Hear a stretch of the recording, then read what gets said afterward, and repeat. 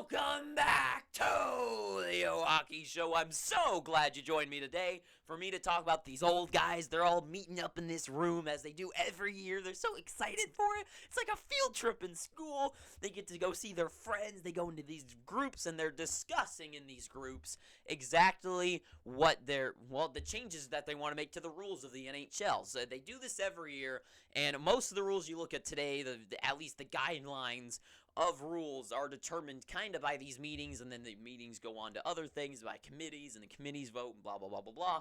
So all these things are voted upon and by. It's a long process, but it all stems from here where the GMs start discussing things. So the first thing, at least according to the article they discussed, was getting tougher on fights that happen after a clean hit has occurred. So this season, there's been 271 fights just this year, 271. Out of those 271, there's been 100 of those were fights defending a teammate after a hit. So 271 to 100 being fights happening after a hit to defend your teammate, okay? So that means more than a third of the fights that happened this year, more than a third defending a teammate after a hit, okay? Out of those 100, 89 of those were determined to be clean hits. So a player, okay, so let's just say, who cares, Sidney Crosby, why not? Sidney Crosby's going up the middle of the ice. He looks down to catch the pass. He catches it, and then Brent Burns, who cares? Brent Burns comes in and just lays him out from behind. He gets hit. He's down on the ice, and then, who cares? Brian Rust comes over, and he's like, no way, starts getting him, okay? So, play stops, the whistle stopped, they have to assign penalties, they send the people off the ice, all that's good and done. Now, the reason why this hit happened is Crosby's in a bad spot. He turns around, he looks for the pass, he gets it. It's a suicide pass. Brent Burns lights him up from the side, but it's completely clean.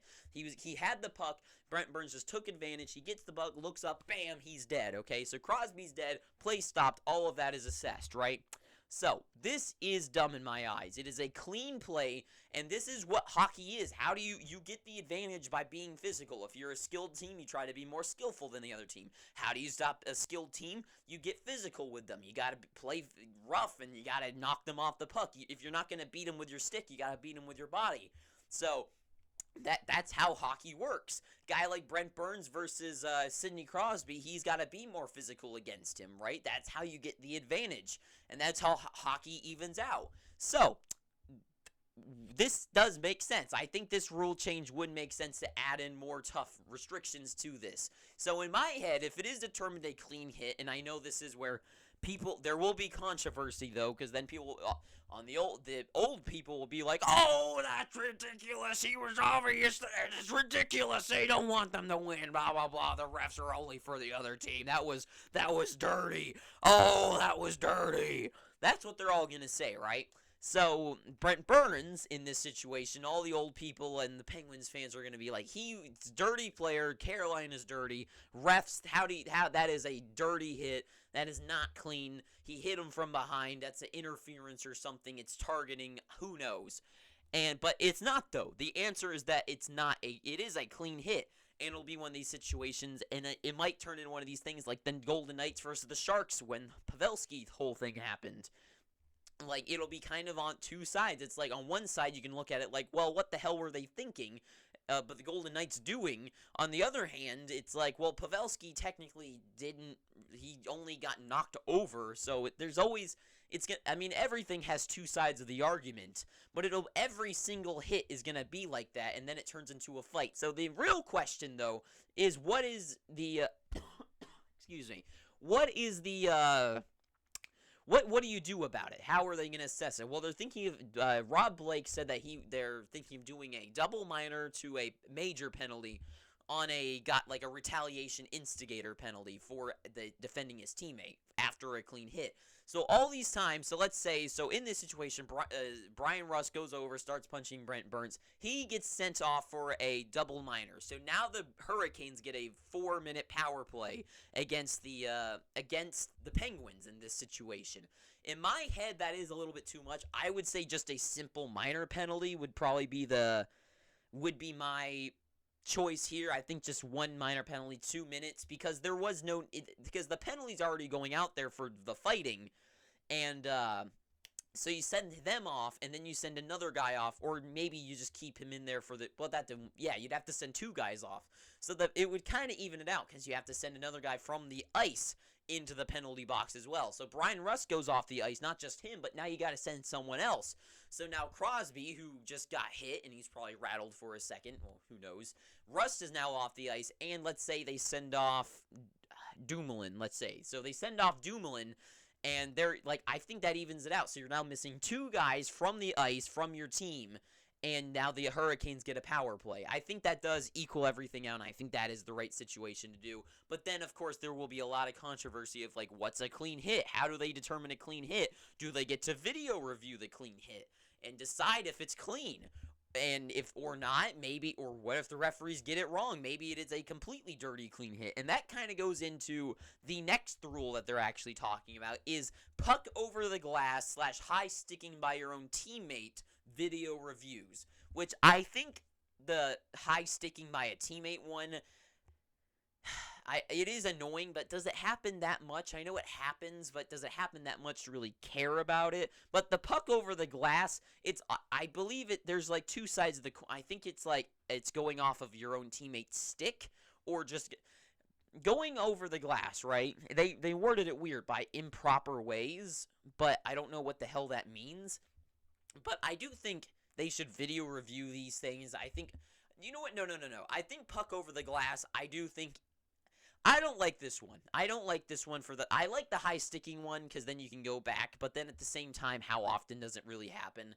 And they're saying that maybe there could be a coach's challenge to these ones as well to challenge the play, which I guess if you know what, yeah. If I don't want the referees to go look at it. I want the coaches to take the risk because if the puck goes over the glass, red flag, throw it onto the ice. Obviously, they don't do that, but red flag, throw it on the ice.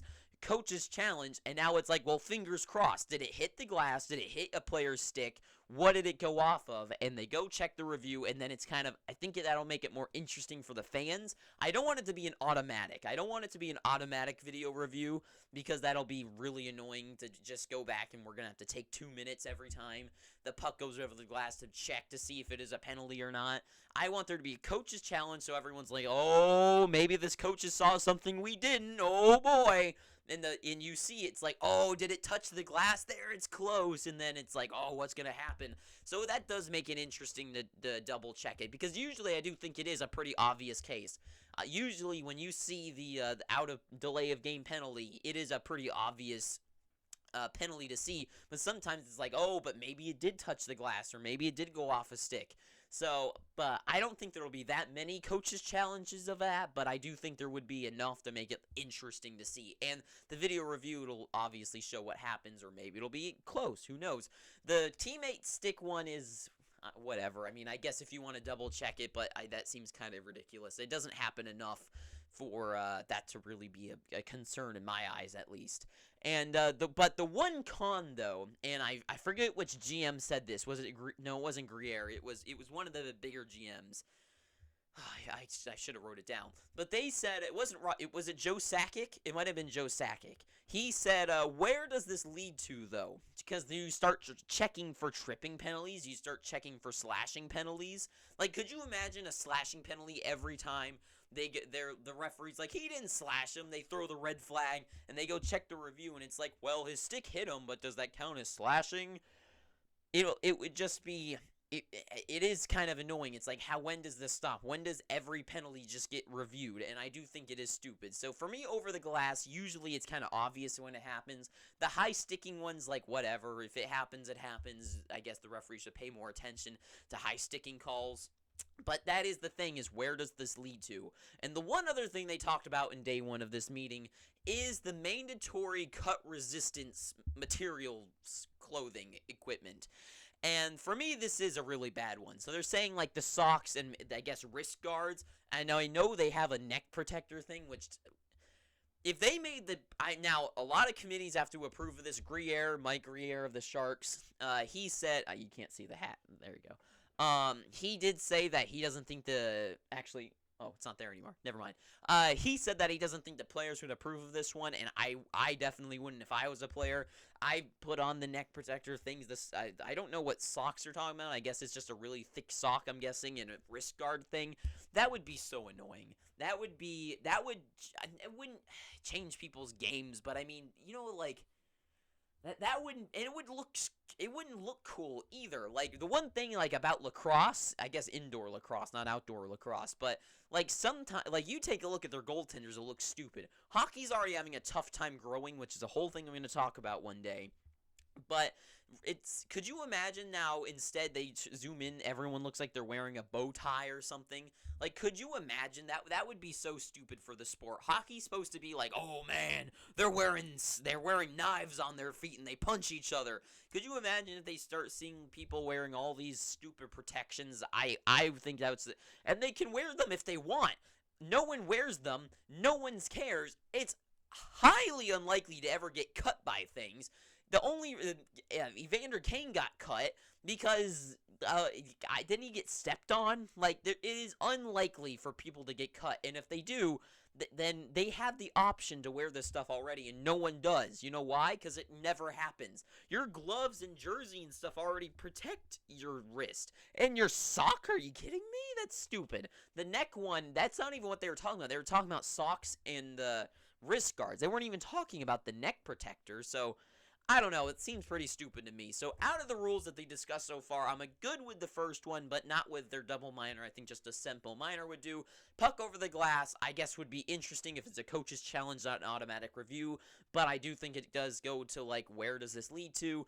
And the mandatory stuff, I think that would be stupid. Don't do it. Let it just be a voluntary thing. So that is all I have to say about this video today. Thank you for watching this. If you've somehow enjoyed this video, please feel free to pick up your free subscription down below by hitting that red subscribe button. If you liked it, leave a like, not a dislike, but go down below to the comments and tell me how stupid I am for the things I said today. I know I'm probably wrong. All this stuff on this board is genius, and you're right. So thank you for watching this, and until next time, I've been your villainously dressed host, Owen, Too Sweet, and ta-ta for now.